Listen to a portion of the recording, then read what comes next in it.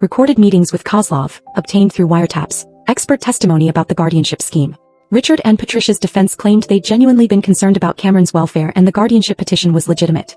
But the evidence destroyed that narrative. The jury found them guilty on multiple counts. Richard was sentenced to 8 years in federal prison. Patricia received 6 years. They were also ordered to pay restitution and fines, though their bankruptcy made collection unlikely. Victor Kozlov was arrested separately on racketeering and illegal lending charges. His criminal network was dismantled, revealing that Richard and Patricia had been far from his only victims. The aftermath was complex. Cameron had to grieve the parents we'd thought they were while accepting the reality of who they actually were. We attended therapy together, working through the trauma of the guardianship battle and Cameron's ongoing recovery. Cameron's extended family reached out with apologies. Many had known Richard and Patricia were having financial troubles but hadn't realized the extent.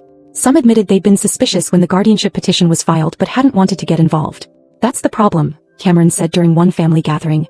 "Everyone suspected something was wrong but nobody wanted to confront it. And that silence almost let them destroy my marriage and steal my future." By the end of 2023, Cameron had made a near-complete recovery. The neurologist was amazed by the progress, attributing it partially to the high-quality care I'd insisted on during those crucial early months, the same care Richard and Patricia had tried to paint as financial exploitation. Cameron returned to running the nonprofit, though with some accommodations for remaining memory challenges. We hired an assistant to help with detailed organizational work, and Cameron focused on strategic vision and relationship building. I returned to work at the hospital, though the experience had changed me. I'd seen how quickly family members could turn predatory when money was involved, how vulnerable people could become during medical crises. I started volunteering with an organization that provides legal support to people whose family members attempt inappropriate guardianships. Cameron and I both became advocates for guardianship reform, pushing for better protections against financially motivated petitions. The trust fund, which had been at the center of everything, remained under Cameron's control. We restructured it with additional protections. Multiple trustees required for large withdrawals, regular audits, and clear documentation requirements. We also set up a separate foundation funded by the trust, focused on supporting people recovering from traumatic brain injuries and protecting vulnerable individuals from financial exploitation. Richard and Patricia are currently serving their sentences at separate federal facilities.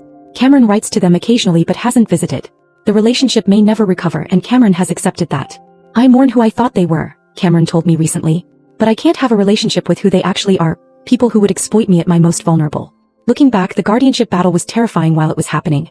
Being accused of financial exploitation and unfitness while caring for my spouse during a medical crisis felt like being gaslit on a massive scale. But I learned important lessons.